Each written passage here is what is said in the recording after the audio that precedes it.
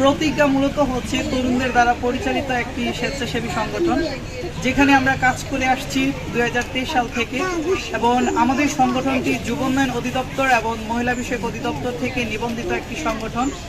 আমরা কাজ করি মানবতার সেবায়, যেখানে আমরা কাজ করি যুবদের নেতৃত্ব বিকাশ, জেন্ডার ইকুয়ালিটি, ক্লাইমেট চেঞ্জ, এবং প্রত্যেক বছরের নেই আমরা এই বছরও হচ্ছে কিছু শিশুদের মুখে হাসি ফোটানোর জন্য এই ঈদ বস্ত্র বিতরণ অনুষ্ঠানটি করছি, যেখানে শিশুদের আনন্দ দেখেছি, যেখানে শিশুদের উৎসাহ দেখেছি, যেখানে তাদের অভিভাবকদের আমাদের প্রতি যে ভালোবাসা সেই দিকটি আমরা দেখেছি।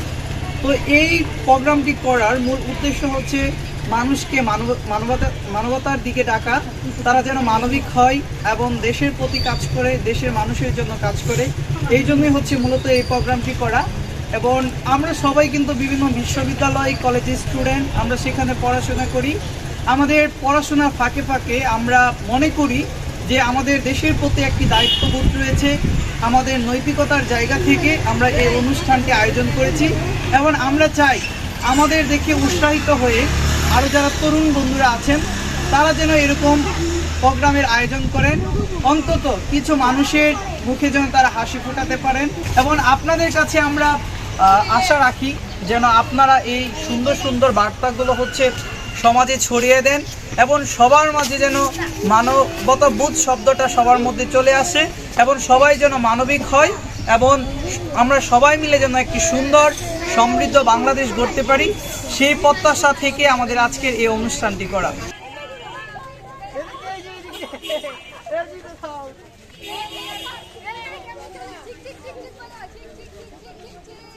আমাদের হচ্ছে সকলের দায়িত্ব নিজে ভালো থাকার পাশাপাশি আমাদের আশেপাশে যারা রয়েছে সকলকেই ভালো রাখা। তাই আজকে আমাদের এই আয়োজনে আমরা কিছু শিশুদের মুখে হাসি ফোটানোর জন্য ঈদ বস্ত্র তাদেরকে দিব উপহার হিসেবে। তো আশেপাশে সব মিষ্টি মিষ্টি শিশুদের মিষ্টি মিষ্টি হাসি দেখতে পাচ্ছি, খুবই ভালো লাগছে।